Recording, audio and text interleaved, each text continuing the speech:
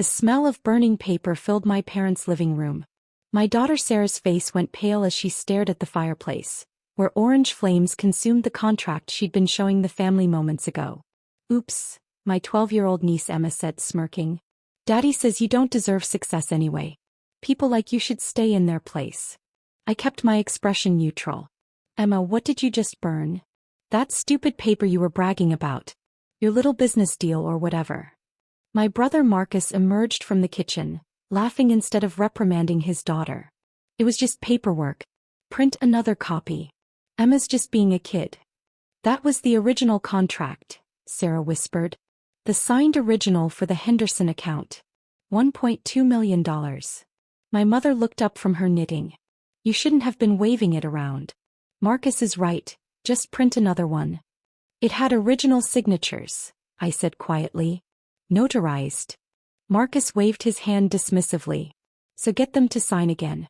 What's the big deal? You're always so dramatic about your little consulting business. It's not like you're running a real company." My father nodded. "You've gotten awfully high and mighty about this side hustle. Making copies isn't difficult." I looked at Sarah, whose eyes filled with tears. She'd worked 3 months on the Henderson proposal. This was her first major client acquisition since joining my firm. "Emma," I said calmly, "do you understand what you destroyed?" He shrugged. "Daddy says you act like you're better than everyone. He says someone needs to bring you back to reality." Marcus put his arm around his daughter. "Don't interrogate my kid. You brought work documents to a family dinner. That's on you." My sister-in-law Jennifer walked in. "What's the commotion?" "Emma burned Lisa's work papers," my mother explained. "Now Lisa is making a scene." Jennifer shrugged. "Kids will be kids." Marcus laughed. $1 million? Please. If you had million-dollar deals, you wouldn't be driving that 10-year-old Honda. You'd be in a Mercedes. "The Honda runs fine," I said. "Because you can't afford anything better," Jennifer added. "You've always exaggerated your accomplishments. Remember when you said you were consulting for that tech startup? You were just doing their bookkeeping." "I was their financial consultant," I corrected. "They went public 2 years later." "Sure they did," Marcus said. "Just like this million-dollar contract that conveniently got burned before anyone could verify it was real." My father set down his newspaper. "Your brother has a point. You've always been a dreamer. There's nothing wrong with running a small business, but pretending it's more than it is makes you look foolish." I stood up. "I need to make some phone calls. Sarah, let's go." "Running away?" Marcus called. "Can't handle reality?" Emma giggled. "Bye, Aunt Lisa. Sorry about your fake contract." In the car Sarah broke down. "Mom, that was months of work. The original contract is gone. Mr. Henderson's lawyers won't go through that process again." I pulled out my phone. "Give me a moment, sweetheart." The first call was to my banker, David Morrison. "Lisa, good evening." "David, freeze all credit lines for Marcus Thompson and Jennifer Thompson. Effective immediately." "May I ask the reason?" "Personal matter. Family conflict." "Understood. Anything else?" "Pull the report on their mortgage. I want to review the terms." "I'll send it within the hour." The second call was to Richard Hayes, chairman at Continental Savings and Loan. "Lisa, what's the emergency?" "Richard, the Thompson mortgage account from the First National acquisition. I want a full review and paperwork to call the loan." "That's significant. What prompted this?" "Family matter. They need to understand their financial situation." "I'll have legal prepare the documents by morning." Sarah stared at me. "Mom, what did you just do?" "Made sure your hard work doesn't go unrecognized." We drove home in silence. Sarah kept glancing at me, questions clearly forming in her mind, but she didn't ask them. Smart girl. She knew I'd explain when the time was right. The next morning at 6, Marcus called. "What did you do?" "Jennifer's cards are frozen. All of them. She's at the grocery store and her card was declined." "Good morning, Marcus." "Fix this." "No." "Jennifer is humiliated. I'm sure she'll figure something out." "This is because Emma burned your paper?" "You're insane." "I didn't freeze anything. The bank made its decision based on account activity." "You're going to regret this." "I'm calling Dad. Our lawyer." "Good luck with your calls." 20 minutes later my mother called. Lisa, Marcus says you froze their credit. That can't be true. The bank made a business decision, Mom. This is out of proportion. She's a child. Emma destroyed a legally binding contract worth over $1 million. That's serious financial damage. You're punishing Marcus and Jennifer for something a child did. I'm ensuring financial matters are properly reviewed. My mother's voice turned cold. You've always been vindictive. An hour later, my father called. You need to fix Marcus's credit. This is family.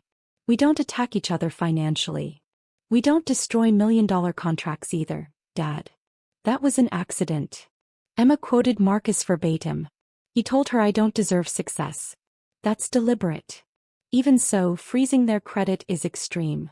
Almost as extreme as teaching your child to sabotage business deals. Around noon, Marcus called again. His voice shook. Lisa, we got a letter from Continental Savings and Loan. They're calling our mortgage. We're current on payments. Are you? Yes. We've never missed a payment. They're exercising an acceleration clause. What does that mean? Full balance paid within 30 days. That's impossible. $240,000. We don't have that cash. Did you read the rest? Something about the loan being from First National and new owners having the right to restructure. Lisa, you know people in banking. Can you help? I could, but I'm not sure why I would. Silence. This is about last night. Yes. Lisa, I'm sorry. Emma shouldn't have burned your contract. I shouldn't have laughed. But this is our house. You can't take that because of one incident. One incident? Marcus, your daughter destroyed $1 million contract while quoting your instructions. You laughed. Everyone dismissed it.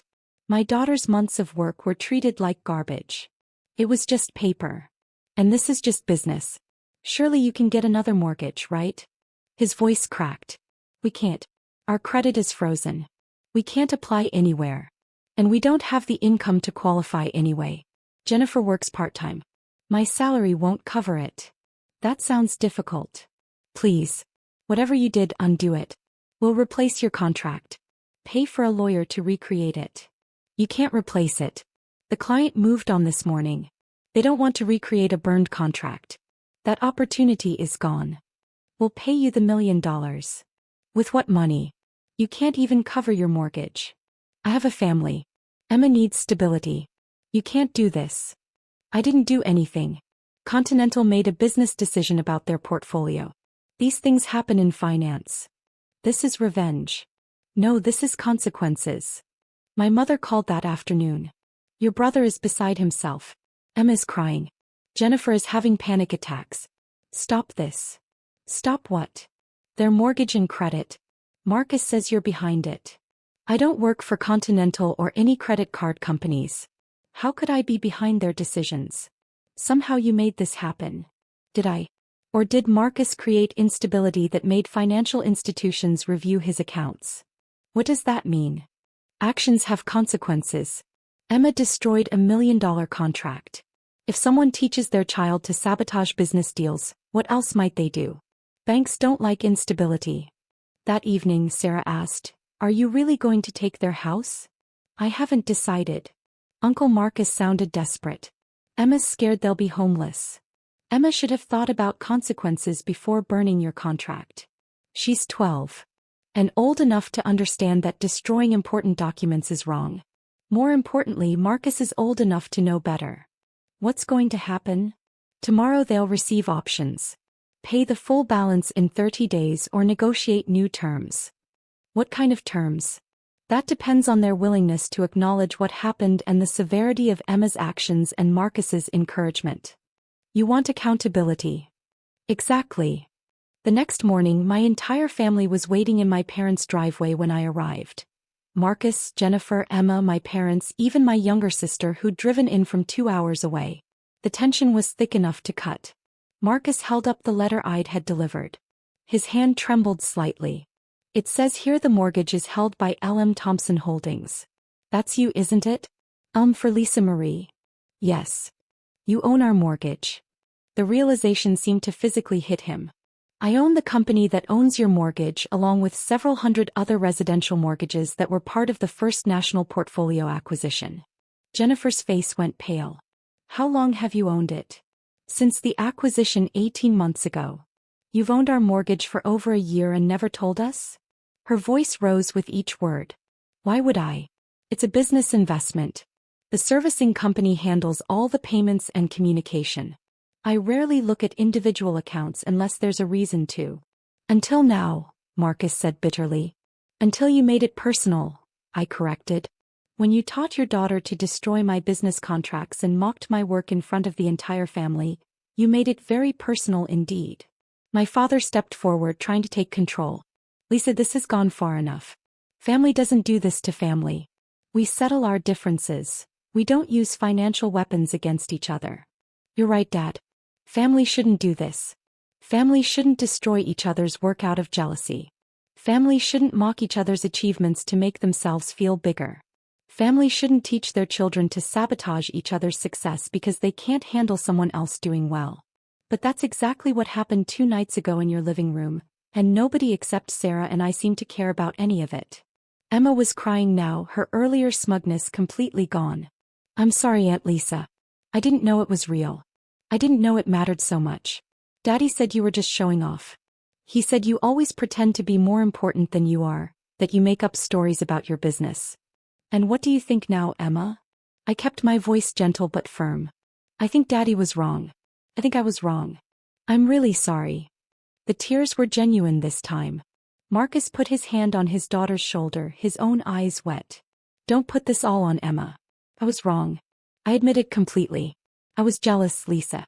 You've always been the successful one, and I've always felt like I was living in your shadow. When Emma burned that contract, there was this ugly part of me that was glad.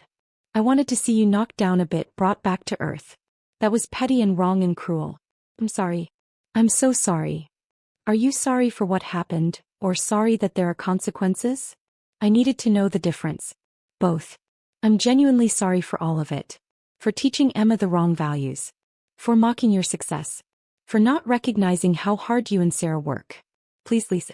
We'll do whatever you want. We'll apologize publicly. We'll pay for Sarah's lost commission on the Henderson account. We'll explain to Emma in detail exactly why what she did was wrong and what it cost. Just please don't take our house. Please don't make my daughter homeless because of my mistakes. I looked at Sarah. She gave me a small nod of approval. The letter outlines your options in detail, I said. You can pay the full balance within 30 days if you can secure the funds.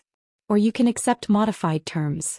The modified terms include a formal written apology to Sarah for the destroyed contract, a realistic payment plan for her lost commission on the Henderson account, and mandatory financial counseling sessions for Emma about the real-world consequences of property destruction and business sabotage.